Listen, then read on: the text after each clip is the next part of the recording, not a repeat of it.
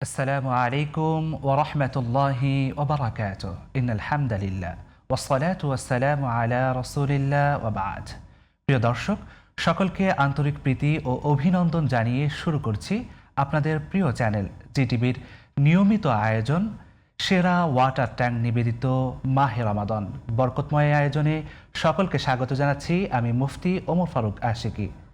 আলহামদুলিল্লাহ প্রিয় দর্শক, প্রতিদিন আমাদের স্টুডিওতে একজন বিদগ্ধ স্কলার আমন্ত্রিত হয়ে থাকেন, যিনি আপনাদের করা গুরুত্বপূর্ণ প্রশ্নের সঠিক উত্তর দিয়ে থাকেন এবং রমাদান নিয়ে একটি নির্দিষ্ট বিষয়ের উপরে আলোচনা করে থাকেন। আজকেও আমাদের স্টুডিওতে আমন্ত্রিত হয়েছেন একজন বিদগ্ধ স্কলার, রাজবাড়ীর সংগ্রামপুর দাখিল মাদ্রাসার সম্মানিত সুপার আলহাজ মাওলানা আবুল কাসেম। চলুন প্রথমেই আমরা আমাদের মোহতারামের সঙ্গে পরিচিত হয়ে নিই। আসসালামু আলাইকুম ওয়া রাহমাতুল্লাহ। ওয়ালাইকুম আসসালাম ওয়া রাহমাতুল্লাহি তাআলা ওয়া বারাকাতুহু। কেমন আছেন মোহতারাম? আলহামদুলিল্লাহ বিল খাইর। আপনি কেমন আছেন? আলহামদুলিল্লাহ আমিও ভালো আছি। আজকের এই গুরুত্বপূর্ণ এবং বরকতময় আয়োজনে আপনাকে স্বাগত জানাচ্ছি। আলহামদুলিল্লাহ। আলহামদুলিল্লাহ ওয়া ইয়াক। প্রিয় দর্শক, আল্লাহ সুবহানাহু ওয়া তাআলা আমাদেরকে কোরআনুল কারীমে অনন্য বিধান দিয়েছেন। তার মধ্য থেকে আল্লাহ তাআলার বিধান সর্ব উপরে, কিন্তু আল্লাহ তাআলার বিধানের পরে এমন একটি বিধান রেখেছেন যে বিধানটি আমাদের সকলের মান্য করা উচিত। আল্লাহ তাআলা জানিয়ে দিয়েছেন আমার বিধানের পরে বাবা মার বিধান, অর্থাৎ বাবা মার হক। কিভাবে আমাদের বাবা মা আমাদের জন্য নিয়ামত, সেটা আমরা আল্লাহ তাআলার ঐশিক গ্রন্থের মধ্যে লক্ষ্য করলেই দেখতে পাই। কেমন হবে আমাদের বাবা মাদের সঙ্গে আমাদের সুন্দর আচরণ, যার ফলে তারা কখনো বৃদ্ধাশ্রমে যাবে না। সমাজের আনাচে কানাচে যে খবরটি খুব বেশি পাওয়া যায়, আজ বাবা মা নেই, কোথায় হারিয়ে গিয়েছে, খবর নিলে দেখা যায় তারা বৃদ্ধাশ্রমে আসছে অথবা কোনো নির্জন কুঠিরে বসবাস করছে, নেই তাদের কোনো খোঁজ খবর, জীর্ণ শীর্ণভাবে পার করছে তাদের সময়। আজ জানবো সেই বাবা মায়ের প্রতি ইসলাম কি হুকুক রেখেছেন, কোরআন ও সুন্নাহ কি বলছেন, সেই বিষয়টি জানবার জন্য চলে যাচ্ছি আমাদের সম্মানিত স্কলারের কাছে। জি প্রিয় স্কলার, আপনি আমাদেরকে জানাবেন যে আজ সমাজের প্রতিটি পরতে পরতে বাবা মায়ের প্রতি যে অবজ্ঞা, অবহেলা, আল্লাহ তাআলার হক যেটা রেখেছেন বান্দার প্রতি, বাবা মায়ের প্রতি, সে হক থেকে দূরে, আল্লাহ তাআলা এই ব্যাপারে কোরআন সুন্নাহ কি বলেছেন একটু জানাবেন। নাহমাদুহু নুসাল্লি আলা রাসূলিহিল কারীম, আম্মা বাদ।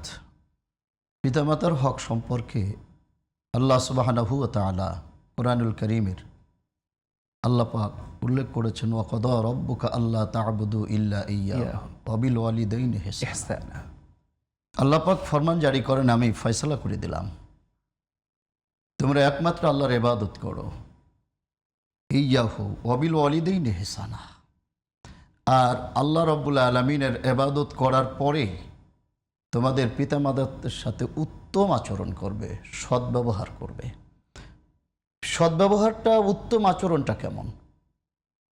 আল্লাহ রাব্বুল আলামিন সেক্ষেত্রে বলেছেন, ওয়াতাকুল্লাহুমা ওয়া কাউলান কারীমা। অর্থাৎ এমন আচরণ করো না যে তারা শব্দ ব্যবহার করে, তারা অন্তরে ব্যথা পায়, তারা অন্তরের ভিতরে কষ্ট পেয়ে যায় তোমার আচরণ, তোমার ব্যবহার, এরকম কোনো শব্দ উচ্চারণ তাদের সামনে করো না। ওয়া কাউলান কারীমা, বরং তাদের সাথে তোমরা সম্মানসূচক, মর্যাদা সূচক যেই শব্দটা তাদের ক্ষেত্রে মানায়, এরকম সম্মানসূচক শব্দ পিতামাতার সাথে একজন সন্তানকে করতে হবে। কারণ এক্ষেত্রে আমার নবীজি সাল্লাল্লাহু আলাইহি সাল্লাম বলেছেন, রিদার রব্বি ফি রিদাল ওয়ালিদাইন ওয়া সাখাতুর রব্বি ফি সাখাতিল ওয়ালিদাইন।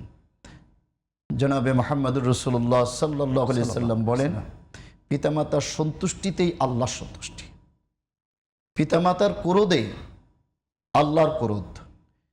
একজন সন্তান তার যত নামাজ, রোজা, জিকির, ফিকির, ওজিফা, কালাম, ইসলামী জিন্দেগি, ইসলামী জিহাদ, রাজনৈতিক যাই কিছু করুক, সেক্ষেত্রে যদি তার পিতামাতা অসন্তুষ্টি থাকে, আল্লাহর কাছে সন্তানের ইবাদত পৌঁছার কোনো সুযোগ নেই। কারণ এখানে বলা হয়েছে পিতামাতার সন্তুষ্টি হলে আল্লাহ সন্তুষ্টি হবেন, আর পিতামাতার ক্রোধ হয়ে গেলে আল্লাহর ক্রোধ হয়ে যাবে। কারণ এক্ষেত্রে আমাদেরকে দেখা যাচ্ছে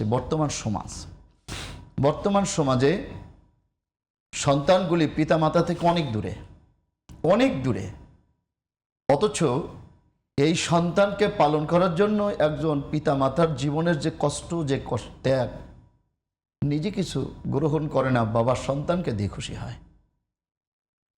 মা তার সন্তানের জন্য জীবনটাকে ঝুঁকি নিয়ে, তার জীবনটা বাজি রেখে সন্তানকে লালন পালন করে। এজন্য আল্লাহ সূরা লুকমানের মধ্যে বলেছেন, ওয়াসাইনাল ইনসানা বিওয়ালিদাইহি হামালাতুহু উম্মুহু ওয়াহানান আলা ওয়াহনি ওয়া ফিসালুহু ফি আমাইনি আন ইশকুরলি ওয়া লিওয়ালিদাইক। আল্লাহ পাক এখানে নসিহত করেছেন, পিতামাতা তোমাদেরকে কষ্টের উপরে কষ্ট, অর্থাৎ এই যে 10টা মাস সন্তানকে পেটে রাখেন মা, সন্তান পেটে আসার পরে আমার মা জননী খেতে পারে না, আরাম করতে পারে না, সবসময় কষ্ট অনুভব করে। কষ্ট, কি কষ্ট। জি, এই বিষয় সম্পর্কে জানবো মোহতারাম। আমরা নিচ্ছি একটি ফোন কল।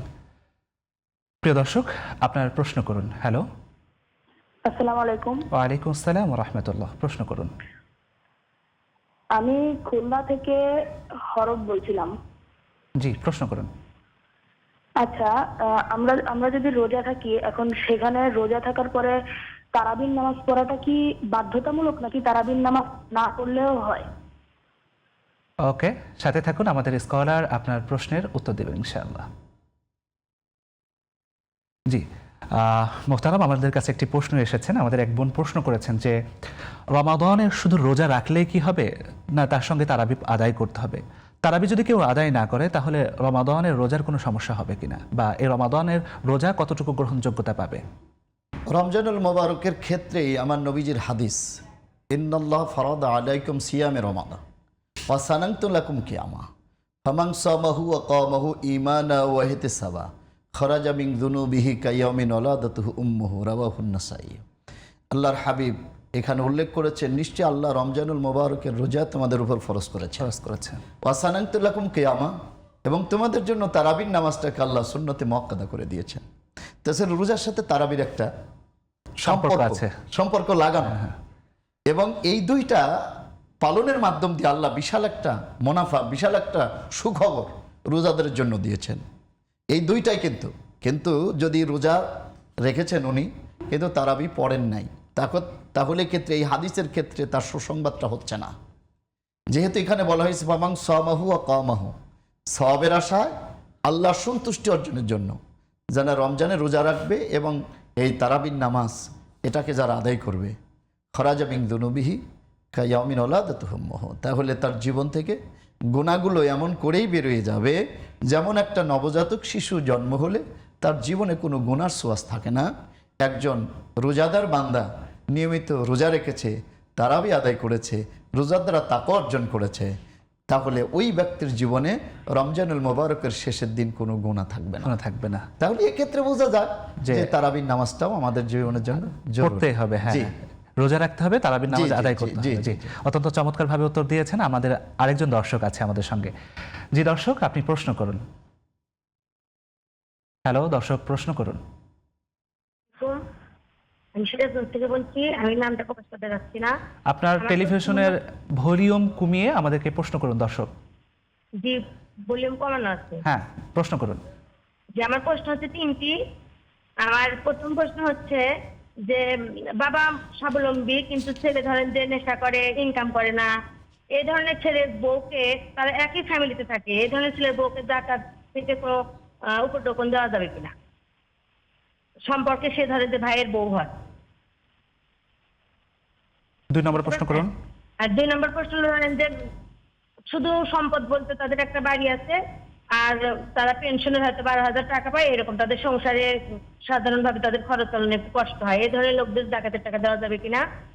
আর পিতামাতার হক সম্পর্কে আমরা জানি যে পিতামাতার হক অনেক বেশি, কিন্তু মেয়েরা সাধারণত দেখা যাচ্ছে যে ওরকম ভাবে করতে পারে না। এর জন্য কি মেয়ে ছেলে উভয়ের জন্য কি পিতামাতার হক আদায় করা ফরজ? এটা আমার একটু জানার ছিল। তারপরে তৃতীয়। আচ্ছা, প্রথম প্রশ্নটি আমাদেরকে আরেকবার একটু করবেন, যে বাবা সামর্থ্যবান, জি, কিন্তু তার ছেলে হলো ধরেন যে নেশা করে, ইনকাম করে না, সেই ছেলের বউকে মানে অর্থাৎ আমার ভাই, ধরেন আমার বাবা স্বাবলম্বী, আমার ভাই ইনকাম করে না, তাহলে আমি কি আমার ভাইয়ের ওয়াইফকে জাকাতের টাকা দিয়ে কোনো উপটোকন দিতে পারবো কি? ঠিক আছে, আপনি আমাদের একই সঙ্গেই ফ্যামিলিতে থাকুন। থাকে আমাদের তারা, প্রিয় আমার স্কলার বাবা আপনার এবং ভাই ধরেন যে একই ফ্যামিলিতে থাকে। প্রশ্নের উত্তর দিবেন। ঠিক আছে, প্রিয় মোহতারাম, আমাদের কাছে এক বোন প্রশ্ন করেছেন যে ভাই নেশা করে, অন্য কাজের মধ্যে লিপ্ত আছে যেটা শরিয়া সমর্থন করে না, কিন্তু হচ্ছে এখন সে অসহায় তার বউ, ভাইয়ের বউ, এখন কি তাকে জাকাত দিতে পারবে কিনা অন্যরা, তার বোন বা অন্যরা যারা আত্মীয় স্বজন শুভাকাঙ্ক্ষী আছেন?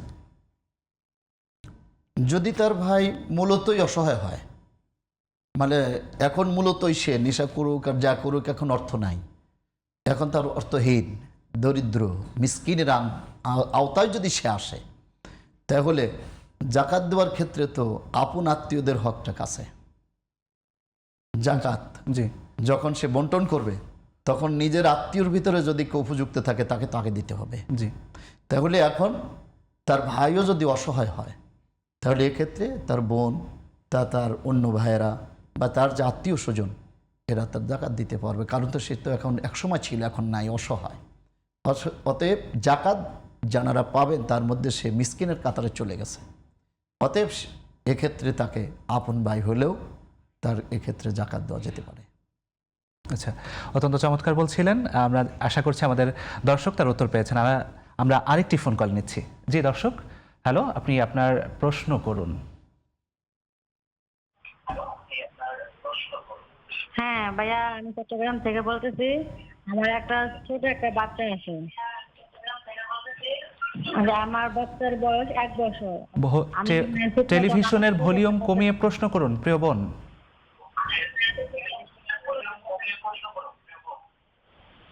হ্যাঁ, আমার বাচ্চার বয়স 1 বছর। তো আমি নামাজ ঠিক মতো আদায় করতে পারি না, তাই আমি নামাজ কম পড়ি। এতে কি আমার কোনো গুনাহ হবে?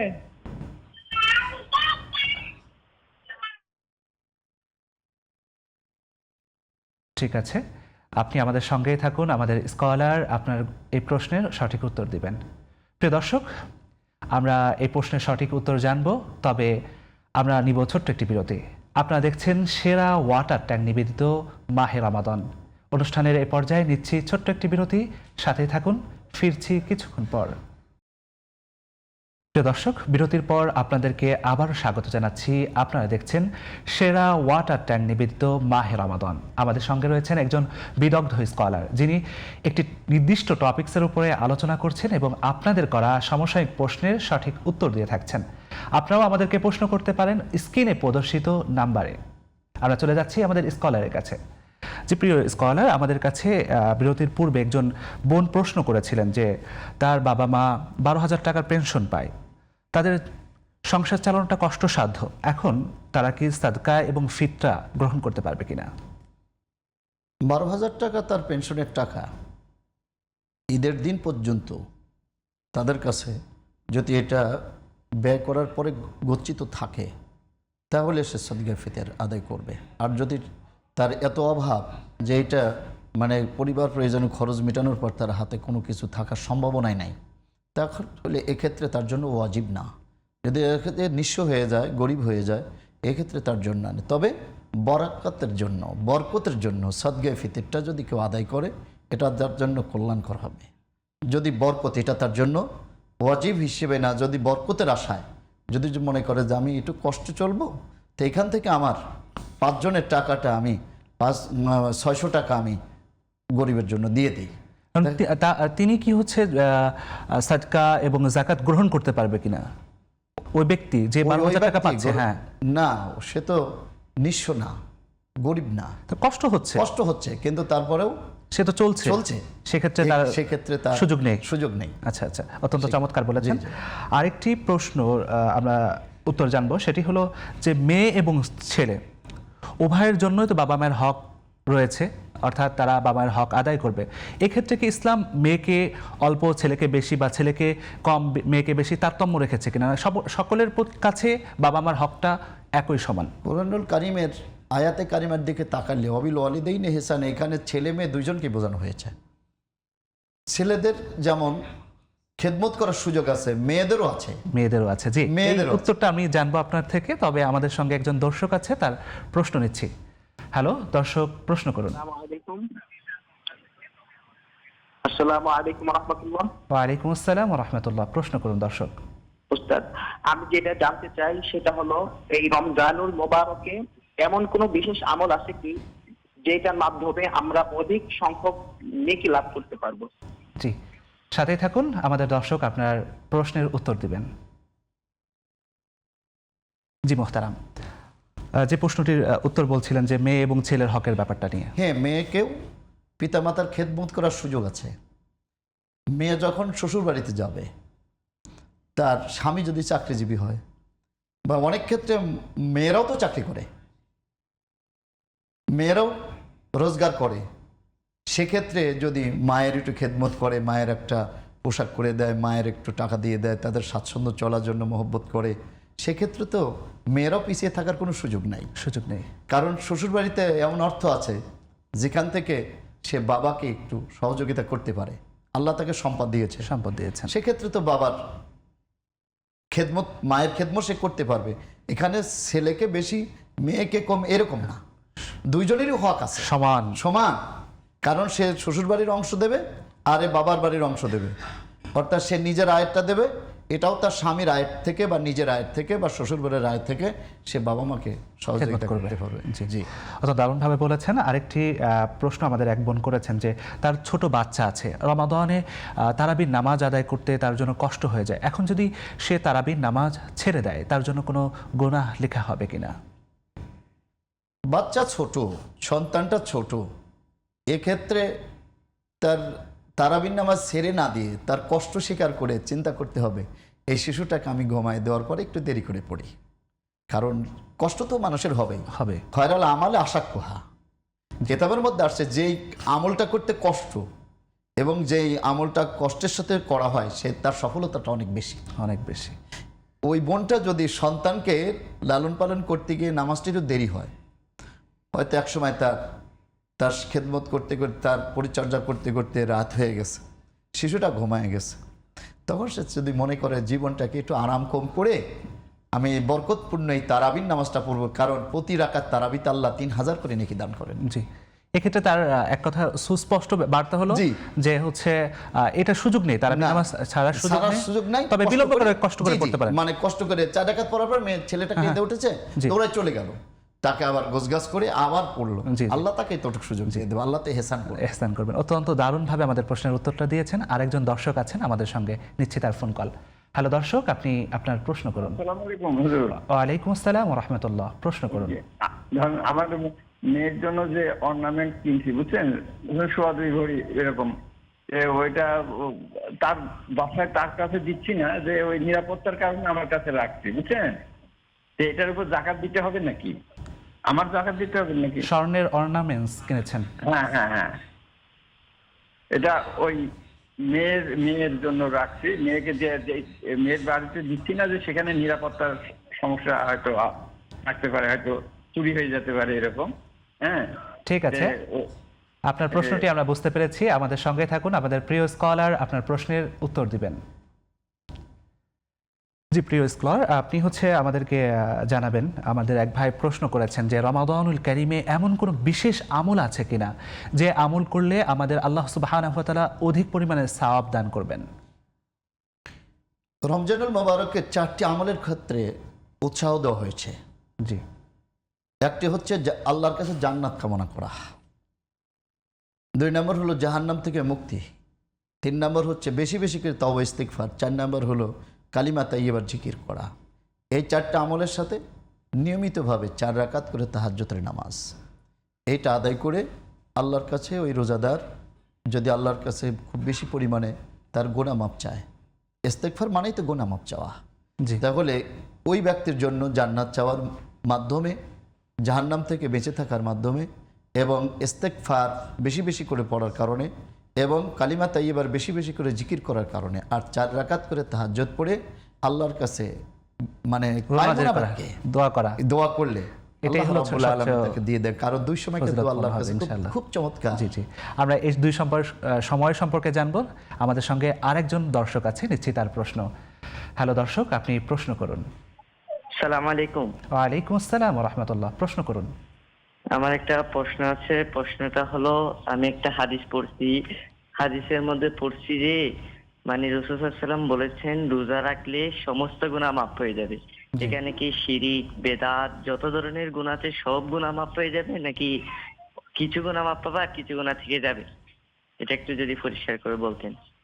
আচ্ছা, বুঝেছি আপনার প্রশ্ন। আপনি আমাদের সঙ্গেই থাকুন, আমাদের স্কলার আপনার উত্তর দেবেন। আরেকজন দর্শক আছেন, আমাদেরকে প্রশ্ন জানান। জি, প্রশ্ন করুন দর্শক। হ্যাঁ, আমি আমার বাবা মা, আমি বড় ছেলে একটা আছে, ছোট ছেলে। বড় ছেলে ঠিক মতো টাকা পয়সা একটা নির্দিষ্ট টাইমে দেয়, ছোট ছেলে কেমন অনিয়ম। এতে এতে এতে কি গুণাগার হতে হইব বা এদের খোঁজখবর দেওয়ার কতটুকু দায়িত্ব কর্তৃত্ব আমাদের দোনো বাইরে আছে? আপনার প্রশ্নটা আমাদের কাছে অস্পষ্ট আকারে পৌঁছেছে। আপনি যদি ভলিউম কমিয়ে আমাদের কাছে প্রশ্ন করেন তাহলে আমরা বুঝতে পারবো ইনশাআল্লাহ। করলাম তো, প্রশ্নটা আবার করেন। আমরা দুই ভাই। বড় যে হে ঠিকঠাক মতো পয়সাপাতি দেয়, আর ছোট যে হে একটু অনিয়ম, মনে করলে দেয়, মনে করলে দেয় না। এতে বাপ মার একটু কষ্ট হয় আর কি। এতে কি দোনোজনের তো হক আছে নাকি? বুঝতে পেরেছি। এতে বাপ মার খেদমত জি, একটু উত্তর দিবেন। আপনার প্রশ্ন বুঝতে পেরেছি। দর্শক, আমাদের সঙ্গে থাকুন, আমাদের স্কলার আপনার প্রশ্নের উত্তর দিবেন ইনশাআল্লাহ। চলে যাচ্ছে আমাদের স্কলারের কাছে। আমাদের স্বল্প সময়ে আমাদের জানবো আমাদের প্রিয় স্কলারের কাছে প্রশ্ন।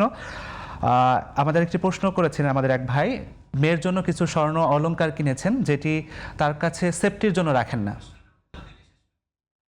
সেটি তার বাবার কাছেই গচ্ছিত রাখেন। এখন তার উপরে অর্থাৎ মেয়ের উপরে জাকাত ওয়াজিব হবে কিনা? সম্পদটা সে যেখানে রাখুক, সম্পদ তো তার। জি, গচ্ছিত হিসাবে যেখানে থাক, সম্পদ তো তার। এই জন্য সম্পদটা যেখানেই থাকবে, তার ওই সম্পদ যদি জাকাতের মাল হয়, নেশাব পরিমাণ হয়, তাহলে সে জাকাত দিয়ে দেবে, সেফটির জন্য যেখানেই থাকবে। তার উপরে জাকাত প্রহিত হবে না, জাকাত আদায় করতে হবে, যেহেতু সম্পদটা তার। হ্যাঁ, আর ওই সম্পদ যদি হচ্ছে নেশাব পরিমাণ, নেশাব পরিমাণ যদি হয়, সম্পদ যার কাছেই ট্রান্সফার করা হোক, যার কাছে গচ্ছিত হোক, জি, সে নিজে আদায় করবে সাহেবে দেওয়া। অত্যন্ত চমৎকারভাবে দারুণ তথ্য দিয়ে সুন্দর প্রশ্নের উত্তর জানিয়েছেন আমাদেরকে। এজন্য আপনাকে আজকের এই বরকতময় আয়োজনে আবারও ধন্যবাদ জানাচ্ছি। আলহামদুলিল্লাহ। প্রিয় দর্শক, আমরা একেবারে শেষ পর্যায়ে পৌঁছেছি। এতক্ষণ আমাদের সঙ্গে থাকবার জন্য আপনাদেরকেও ধন্যবাদ জানাচ্ছি। আপনারা দেখছিলেন সেরা ওয়াটার ট্যাঙ্ক নিবেদিত মাহে রমাদান অনুষ্ঠান। পরবর্তী এপিসোড দেখার আমন্ত্রণ জানিয়ে আজকের মতো এখানেই বিদায় নিচ্ছি। হাদা মা ইনদি ওয়াল ইলমু ইনদাল্লাহ। আসসালামু আলাইকুম ওয়া রাহমাতুল্লাহ।